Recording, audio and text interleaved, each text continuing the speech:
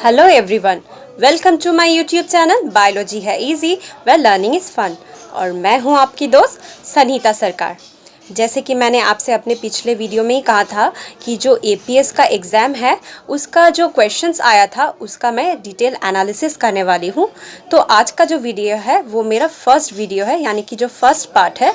यहाँ पर मैंने शायद 23 क्वेश्चंस कवर किए हैं बायोलॉजी से। तो जिन्होंने भी ये एग्ज़ाम दिया है वो इस वीडियो को अंत तक ज़रूर देखें। और यहाँ पर जो आंसर्स है वो मैंने रिलायबल वेबसाइट से मैच कराया है, प्लस मैंने खुद एनसीईआरटी का जो 11 और 12 का बुक है वहाँ से पढ़कर मैंने आंसर को टिक किया है। और मैक्सिमम क्वेश्चंस के आंसर में मैं श्योर ही थी, क्योंकि मैंने भी इन क्वेश्चन का आंसर ठीक किया है। तो इसीलिए आप इस वीडियो को अंत तक ज़रूर देखें और मेरे चैनल को ज़रूर सब्सक्राइब करें। तो चलिए स्टार्ट करते हैं आज का सेशन। हमारा पहला क्वेश्चन है, विच one of the following is not a property of metal. तो क्वेश्चन को अच्छी तरह से देखना पड़ेगा, क्योंकि हमें यहाँ पर पूछा गया है इज नॉट।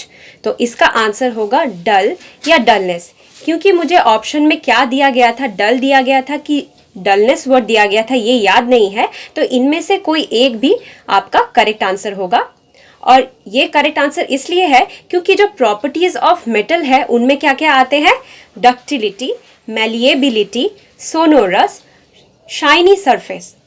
हमारा नेक्स्ट क्वेश्चन है, how many microspore mother sales will form 1000 pollen grains.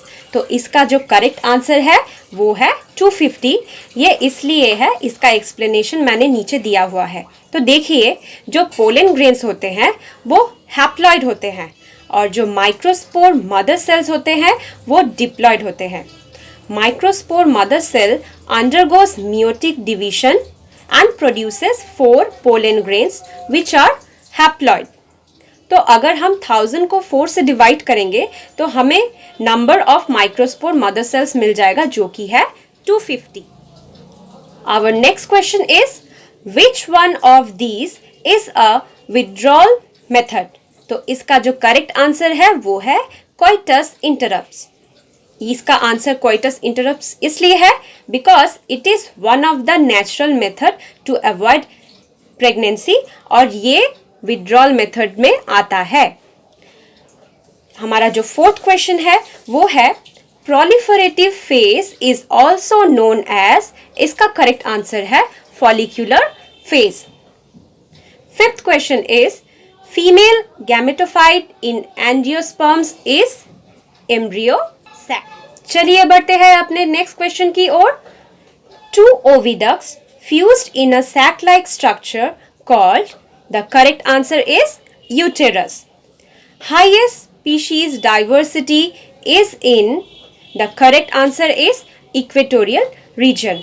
Usually जो species diversity highest tropical region में होती है, पर ऑप्शन में ट्रॉपिकल नहीं दिया गया था सब ट्रॉपिकल। तो उन चारों ऑप्शन की तुलना में मुझे इक्वेटोरियल रीजन ही बेटर आंसर लगा। और बाद में मैंने नेट में चेक भी किया तो वहां पर भी यही दिया गया है कि highest species diversity is in equatorial region. अब जो हमारा नेक्स्ट क्वेश्चन है उसमें मुझे थोड़ा डाउट है, क्योंकि इसका जो एग्जैक्ट लाइन था क्वेश्चन का शायद मैंने यहाँ पर वैसे नहीं लिखा है। फिर भी मैं ये क्वेश्चन आपके साथ डिस्कस करना चाहती हूँ। तो आइए देखते हैं। Section of leaf shows dot like pigmented structure. The colour और पिगमेंट इज ड्यू टू। अगर ये क्वेश्चन पूछा गया हो तो इसका करेक्ट आंसर होगा क्लोरोफिल।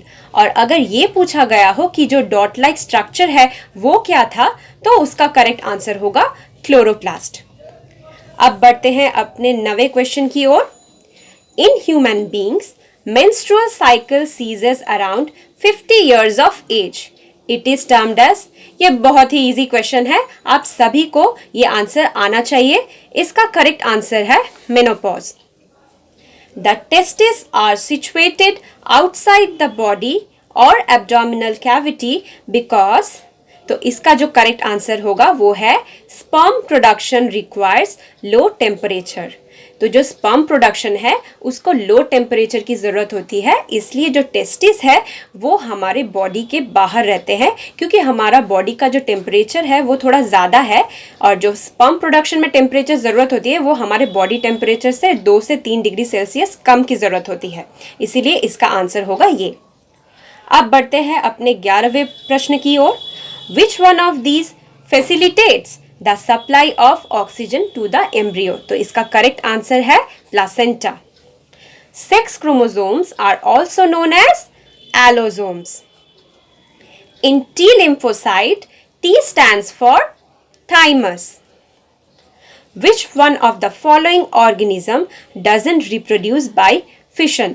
तो यहाँ पर क्या दिया हुआ है? डजंट रिप्रोड्यूस, इसको आपको ध्यान में रखना है।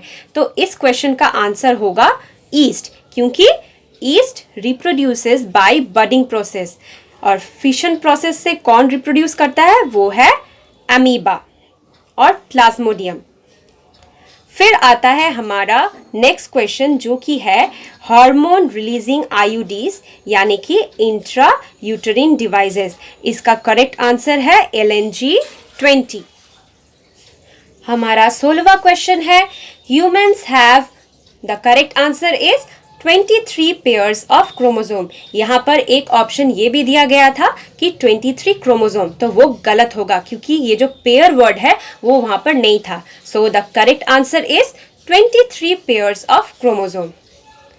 विच phase comes after juvenile phase? तो इसका करेक्ट आंसर है रिप्रोडक्टिव फेज। बढ़ते हैं अपने 18th क्वेश्चन की ओर। Which of the following is not a Mendelian character? तो इसका करेक्ट आंसर है फ्लावर शेप, क्योंकि जो मेंडेलियन कैरेक्टर्स थे वो 7 थे, जो कि है stem height, flower colour, flower position, pot shape, pot colour, seed shape, seed colour.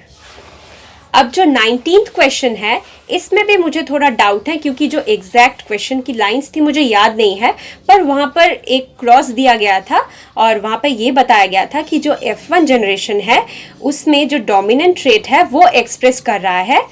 तो ये कौन सा लॉ है? तो इसका जो करेक्ट आंसर है वो होगा लॉ ऑफ डोमिनेंस।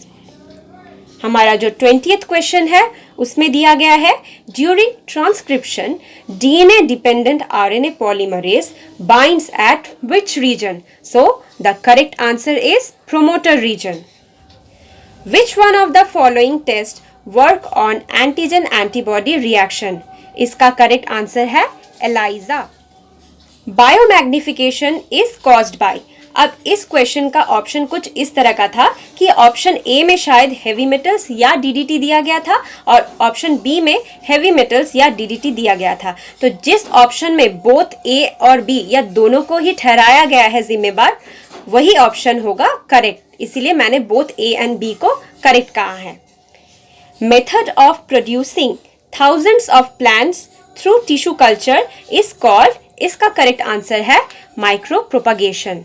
तो एक बात जो मैंने नोटिस की इन सभी के आंसर को करने में या जिसके मुझे पता नहीं थे ढूंढने में, तो जो मैक्सिमम क्वेश्चन थे वो NCERT का जो 12th का बायोलॉजी बुक है वहाँ से किया गया है, और 12th का जो बायोलॉजी बुक है वहाँ पर कोई भी ऐसा चैप्टर नहीं है जहाँ से क्वेश्चन यहाँ पर आया ना हो एग्जाम में। सभी चैप्टर से 1 या 2 या उससे अधिक क्वेश्चंस आए हैं। तो हमें यहाँ से ये पता चल रहा है कि नेक्स्ट टाइम जो इस बार क्रैक नहीं कर पाए इस एग्जाम को, वो NCERT का 11-12 का जो बुक है वो अच्छे से फॉलो करे, स्पेशली 12th का जो बुक है उसे अच्छे से फॉलो करे। अगर आपको ये वीडियो पसंद आया हो तो इस वीडियो को ज़रूर लाइक और शेयर करें, और अगर आप मेरे चैनल में नए हो तो मेरे चैनल को सब्सक्राइब करें और जो बेल आइकन है उसको प्रेस करना बिल्कुल ना भूलें, ताकि आपको मेरे वीडियोस के लेटेस्ट अपडेट्स यूं ही मिलते हैं अपने पार्ट 2 में, जिसमें मैं और भी बायो और केमिस्ट्री और फिजिक्स से रिलेटेड जो क्वेश्चंस है उनको सॉल्व कराऊंगी, उसका डिटेल्ड एनालिसिस करूंगी।